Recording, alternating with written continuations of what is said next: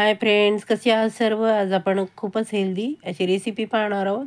त्यासाठी बघा मी 2 वाटी तांदूळ घेतले आहेत, 1 वाटी हिरवे मूग घेतले आहेत अख्खे, 1 वाटी उडदाची डाळ आणि 1 वाटी हरभऱ्याची डाळ. खूप स्वादिष्ट अशी रेसिपी आहे, हेल्दी आहे मुलांसाठी आणि घरातील सर्व मंडळींसाठी. व्हिडिओ कुठेही स्किप करू नका, पूर्ण व्हिडिओ पहा. डाळीचं प्रमाण कमी जास्त आणि तुमच्या आवडीच्या इथे डाळी घालू शकता. माझ्याकडे हिरवे मूग होते अख्खे, म्हटलं चला त्याची छान हेल्दी रेसिपी बनवूया. बघा अशा प्रकारे मी धुवून ठेवलेत आणि आपण ते 5 ते 6 तास भिजवलेत बघा.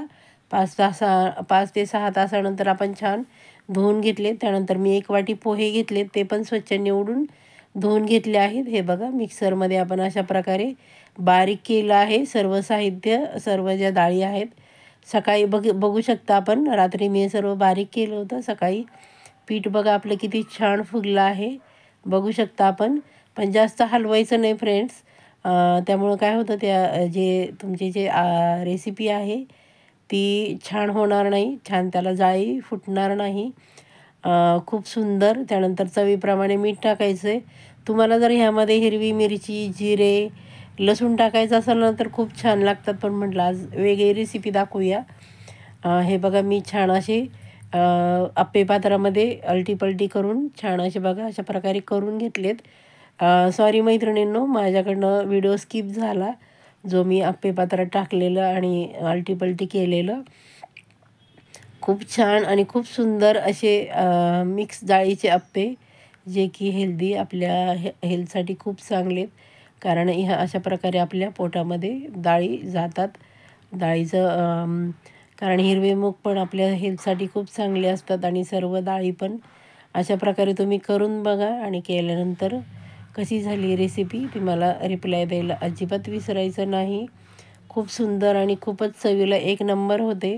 मी नेहमी त्यामध्ये हिरवी मिरची, जिरे आणि लसूण पण टाकते, पण आज म्हटलं फक्त प्लेन करूया आणि त्यासाठी मी खोबऱ्याची चटणी केली आहे बघा.